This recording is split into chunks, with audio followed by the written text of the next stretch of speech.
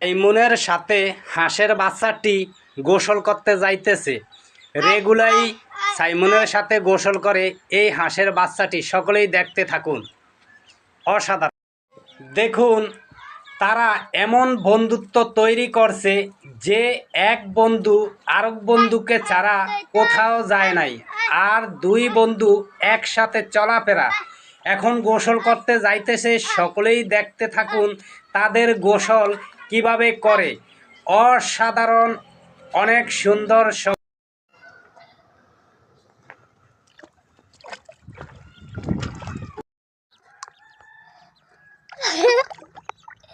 Simon, তোমার এটা কি লাগে? বন্ধু তোমার সাথে কি গোসল করে রেগুলা? হ্যাঁ তাই? হ্যাঁ দেখি তো, সরো তো।